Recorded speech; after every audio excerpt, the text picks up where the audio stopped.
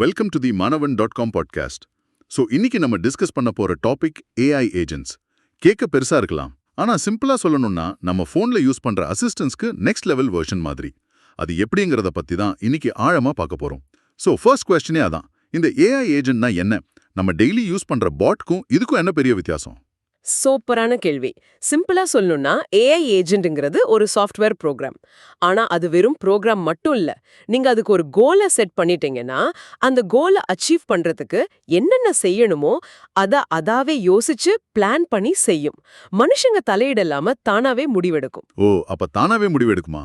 ஆமா. இப்போ பாட்க்கும் இதுக்கும் உள்ள வித்தியாசம்னு பாத்தீங்கன்னா 3 முக்கியமான விஷயம் இருக்கு. ஆட்டோனாமி, காம்ப்ளெக்சிட்டி அண்ட் லேர்னிங்.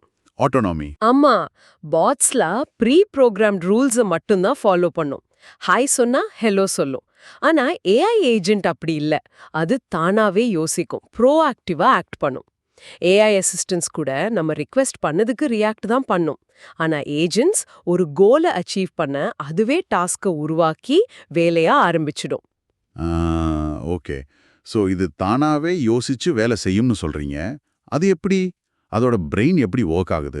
ஒரு சின்ன எக்ஸாம்பிளோட எக்ஸ்பிளைன் பண்ண முடியுமா? கண்டிப்பா. ஒரு ஏஐ ஏஜென்ட்டோட ஆர்கிடெக்சர்ல சில கோர் கம்போனன்ட்ஸ் இருக்கு. முதல்ல அதோடைய பிரெயின். இது ஒரு ஃபவுண்டேஷன் மாடலா, யானே ஒரு லார்ஜ் லாங்குவேஜ் மாடல் எல்எல்எம்மா இருக்கும். ஓ, நம்ம கேள்விப்பட்ட ஜிபிடி, கிளாட் மாதிரி. கரெக்ட். இதுதான் மொழிய புரிஞ்சுக்கிட்டு யோசிக்கிறதுக்கு ஹெல்ப் பண்ணுது. ரெண்டாவதா ஒரு பிளானிங் மாட்யூல். நீங்க ஒரு பெரிய கோல் கொடுத்தா, ஃபார் எக்ஸாம்பிள் எனக்கு நெக்ஸ்ட் வீக் டெல்லிக்கு போக பெஸ்ட் ஃப்ளைட்டை புக் பண்ணுன்னு சொன்னான். இருக்குன்னு தேடுறதுன்னு பல ஸ்டெப்பா பிரிச்சுக்கும். ஓகே, அது பிளான் பண்ணோம். அப்புறம் மூணாவதா மெமரி. இது short term memory, long term மெமரின்னு 2 வகையிலயும் ஒர்க் ஆகும். நீங்க முன்னாடி என்ன பேசுனீங்க, என்ன இன்ஃபர்மேஷன் கொடுத்தீங்கங்கறத ஞாபகம் வச்சுக்கிட்டு அதை வச்சு இன்னும் பெட்டரா முடிவெடுக்கும். வெயிட், மெமரினா எப்படி? நான் சொன்னதை ஞாபகம் வச்சுக்குமா? ஆமா. ஃபார் எக்ஸாம்பிள், உங்களுக்கு விண்டோ சீட் தான் பிடிக்கும்னு ஒரு தடவை சொன்னா அதை ஞாபகம் வச்சுக்கிட்டு அடுத்த தடவை ஃப்ளைட் புக் பண்ணும்போது அதுவே விண்டோ சீட் செலக்ட் பண்ணும். கடைசியா டூல் இன்டகிரேஷன். இதுதான் ரொம்ப இன்ட்ரெஸ்டிங்கான விஷயம். Tool integration. ஆமா. அந்த ஏஜென்ட்டால இன்டர்நெட் ஆக்சஸ் பண்ண முடியும், இமெயில் அனுப்ப முடியும், உங்க கேலண்டரை மேனேஜ் பண்ண முடியும், வேற சாஃப்ட்வேரோட ஏபிஐ மூலமா பேச முடியும். சோ அது வெறும் பேசுறதோட நிறுத்தாம ரியல் வேர்ல்ட்ல ஆக்ஷன் எடுக்கும். வாவ், கேட்கவே ரொம்ப பவர்ஃபுல்லா இருக்கு. இது ரியல் லைஃப்ல ஒரு கம்பெனில, ஒரு ஆஃபீஸ்ல எப்படி யூஸ் ஆகும்? எனக்கு ஒரு எம்ப்ளாயியா இதனால என்ன பிராக்டிகல் பெனிஃபிட்ஸ் இருக்கும்? நிறைய பெனிஃபிட்ஸ் இருக்கு. முதல்ல இம்ப்ரூவ்ட் ப்ரொடக்டிவிட்டி. ஆஃபீஸ்ல நம்ம டெய்லி பண்ற ரிப்பீட்டட்டிவ் டாஸ்க்ஸ் இருக்கும்ல. ஆமா, இமெயில்ஸ், ஷெட்யூலிங். அதேதான். இமெயில்ஸ் சார்ட் பண்றது, மீட்டிங் ஷெட்யூல் பண்றது, ரிப்போர்ட் ஜெனரேட் பண்றது, இந்த மாதிரி வேலைகளை ஒரு எம்ப்ளாயி ஏஜென்ட் கிட்ட விட்டுடலாம். நம்ம கிரியேட்டிவான மிஷன் கிரிட்டிக்கல் வேலைகளா பார்க்கலாம். சரி சரி. அப்போ கஸ்டமர் சைடுல ரெண்டாவது இம்ப்ரூவ்ட் கஸ்டமர் எக்ஸ்பீரியன்ஸ். இப்போ ஒரு கஸ்டமர் சப்போர்ட்க்கு கால் பண்றோம்னு வச்சுக்கோங்களேன். ஒரு கஸ்டமர் ஏஜென்ட் ஜஸ்ட் உங்க கேள்விக்கு பதில் சொல்றது மட்டும் இல்லாம உங்க ப்ராப்ளம தீர்க்க தேவையான இன்ஃபர்மேஷனை கம்பெனியோட டாக்குமெண்ட்ஸ்ல தேடி உங்ககிட்ட இன்னும் குவெஸ்டின்ஸ் கேட்டு ஒரு கம்ப்ளீட் சொல்யூஷனை கொடுக்கும். ஓ, அப்போ வெறும் பதில் மட்டும் இல்ல, சொல்யூஷனே கொடுக்குமா? ஆமா, உங்க பாஸ்ட் பர்ச்சேஸ் ஹிஸ்டரிய வச்சு உங்களுக்கு பர்சனலா ரெக்கமெண்டேஷன்ஸ் கூட கொடுக்கும்.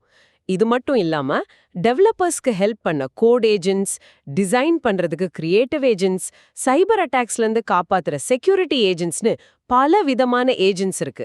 சோ ஒவ்வொரு துறையிலயும் அதோட இம்பாக்ட் பெருசா இருக்கும். சரி, சூப்பர். இன்னும் கொஞ்சம் ஈஸியா புரியற மாதிரி இதை எதோடவாது கம்பேர் பண்ணி சொல்ல முடியுமா? ஷோர். இப்போ இமேஜின் பண்ணிக்கோங்க, நீங்க ஒரு ப்ராஜெக்டோட மேனேஜர்.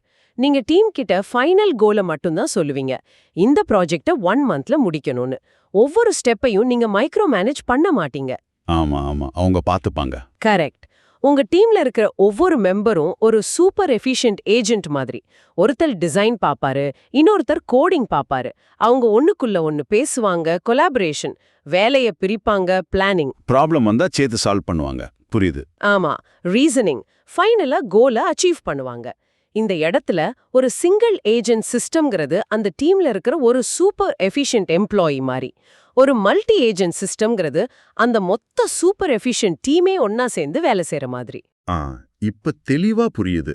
ஒரு ஆளு ஒரு ஏஜென்ட், ஒரு டீமே ஒரு மல்டி ஏஜென்ட் சிஸ்டம். சரி, இதுல இந்த அளவுக்கு அட்வான்டேஜஸ் இருக்கும்போது கண்டிப்பா சில சேலஞ்சஸும் இருக்கும்ல, அது என்னென்ன? ஆமா, கண்டிப்பா.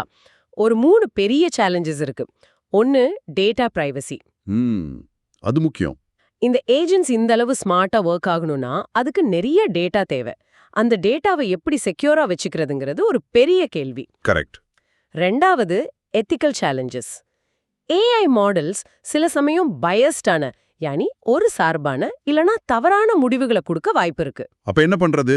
அதனால முக்கியமான இடங்கள்ல ஹியூமன் ரிவ்யூ, யானி மனித பரிசீலனை ரொம்ப அவசியம். Okay okay. மூணாவது இமோஷனல் இன்டெலிஜென்ஸ்.